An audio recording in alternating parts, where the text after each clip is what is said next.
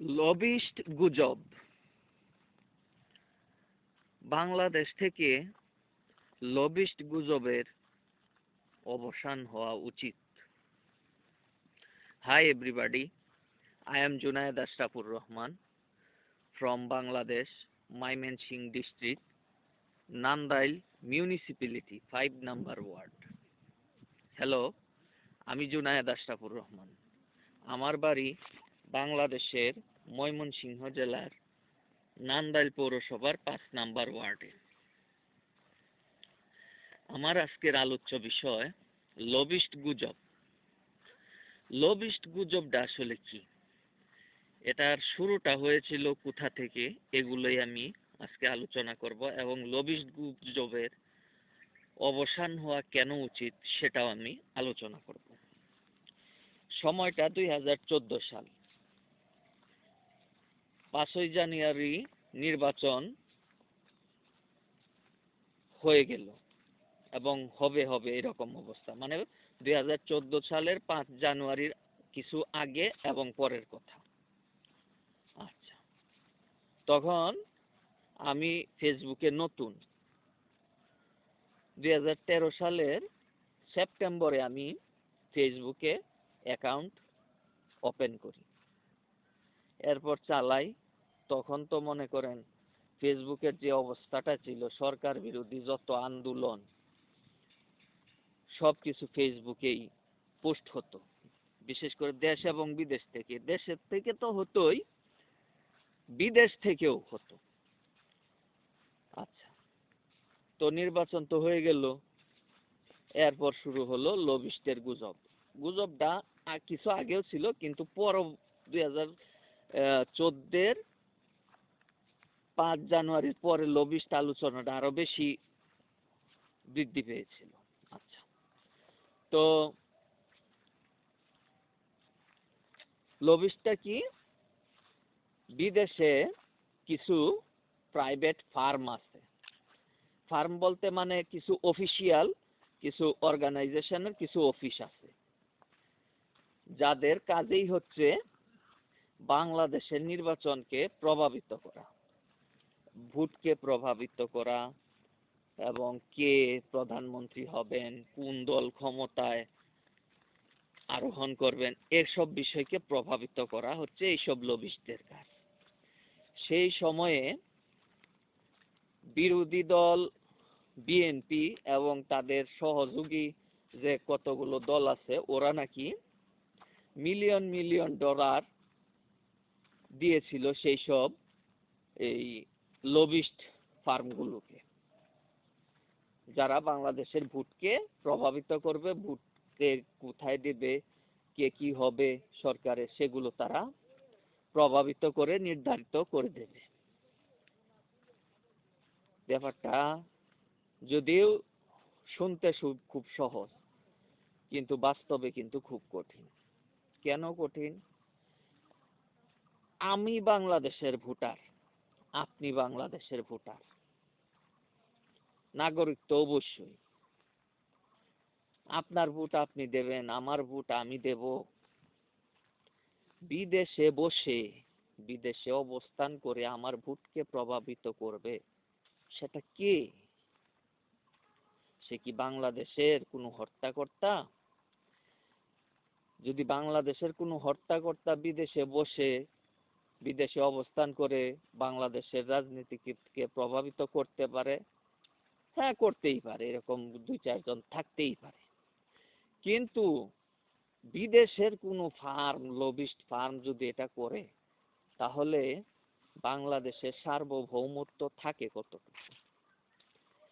1,47,000 বর্গ কিলোমিটারের একটা দেশ বাংলাদেশ। এই দেশে অনেক মানুষ বসবাস করে, একটা ঘনবসতিপূর্ণ দেশ। এই ঘনবসতিপূর্ণ দেশের ভোটকে অন্য একটা দেশের ফার্ম প্রভাবিত করবে, এটার কি সার্বভৌমত্ব কি পুরোপুরি থাকে? বাংলাদেশ একটা স্বাধীন দেশ।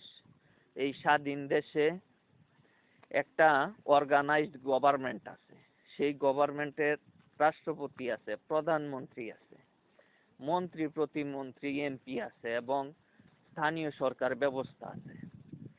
এই রকম একটা দেশের ভোটকে প্রভাবিত করবে বিদেশের একটা ফার্ম, বিদেশের একটা সংস্থা, এনজিও যেটাই বলেন বলতে পারেন, তাতে বাংলাদেশের সার্বভৌমত্ব কতটুকু থাকে?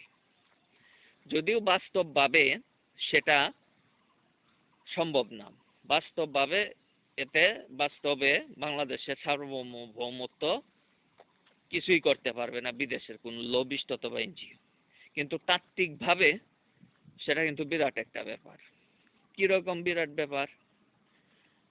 এখন এই বাংলাদেশের মানুষ যদি নিজের দেশের স্থানীয় সরকার, নিজের দেশের এমপি, মন্ত্রী, প্রধানমন্ত্রী, রাষ্ট্রপতি রেখে যদি বিদেশের কোনো এনজিও, কোনো লবিস্ট ফার্মকে ধন না দেয় ক্ষমতার জন্য, সেটা বাংলাদেশের নাগরিক তো বটেই, পুরো বাংলাদেশের জন্য একটা সম্মানহানিকর ব্যাপার।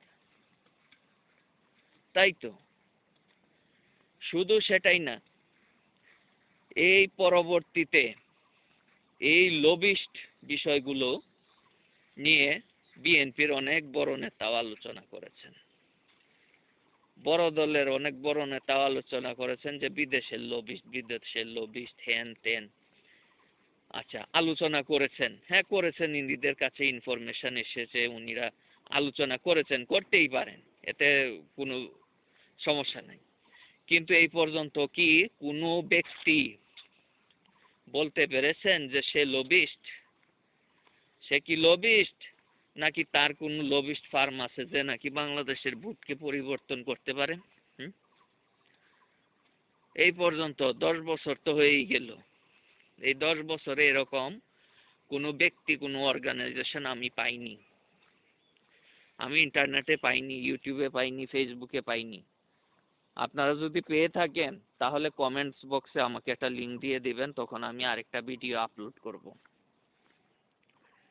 এখন দেখা যায় যে সরকারি দলের কিছু নেতা এবং বিরোধী দলের কিছু নেতা এই লবিস্ট ব্যাপারে পাল্টাপাল্টি আলোচনা করেছেন। এদের একজন আরেকজনের বিপক্ষে আলোচনা করেছেন, কিন্তু তিনিরাও সেই লবিস্ট কে কারো নাম বলতে পারেননি, এবং আমি অন্তত পাইনি। অতএব লবিস্ট বিষয়টা এটা একটা গুজব। লবিস্ট বলতে কিচ্ছু নাই। হ্যাঁ, লবিস্ট থাকতেই পারে। লবিস্ট মানে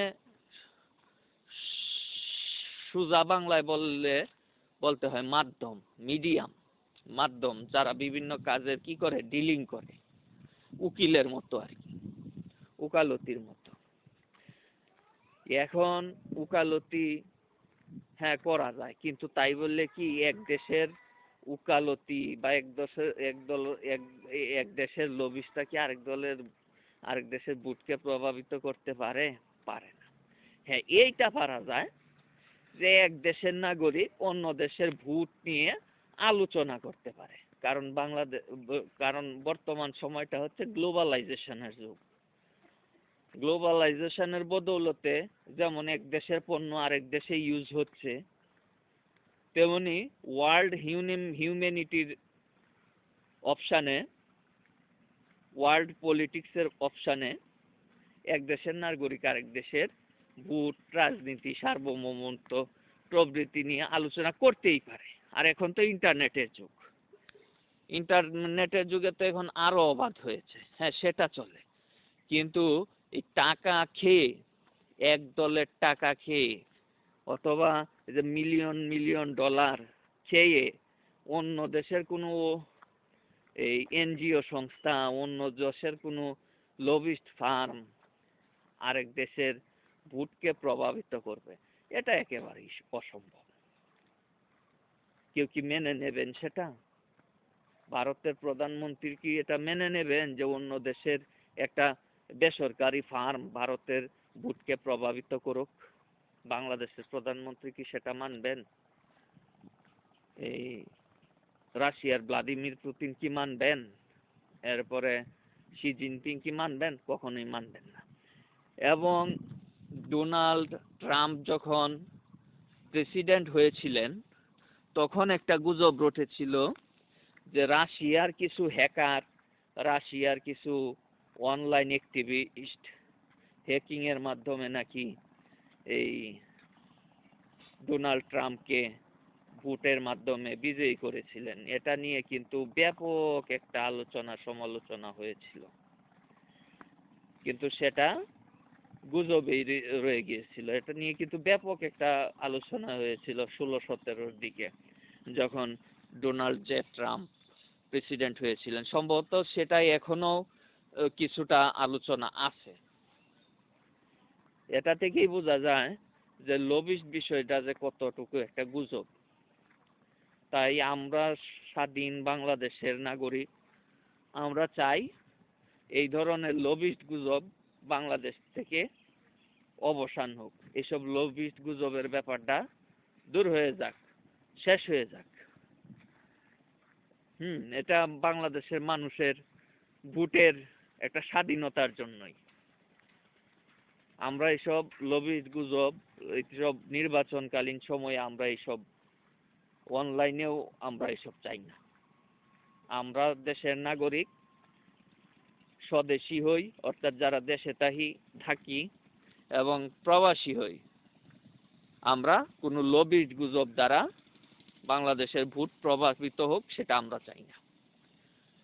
হ্যাঁ, লবিস্ট গুজব দ্বারা, লবিস্ট তো কোনো সময় বাংলাদেশের ভোটকে প্রভাবিত করতে পারে না, কিন্তু লবিস্টের যে গুজব একটা আছে, সেই গুজবটা বাংলাদেশের ভোটারদেরকে কিছুটা হলেও বিভ্রান্ত করতে পারে। তাই আমরা মানে বাংলাদেশের জনগণ আর কি, আমি বাংলাদেশের জনগণ, সেজন্য আমি বলছি, মানে বাংলাদেশের লোকজনের পক্ষেই বলছি আর কি, আমার মতো করে আমি বলছি, এ ধরনের যেন অবসান হয়। আজকে আমার আলোচনা এটা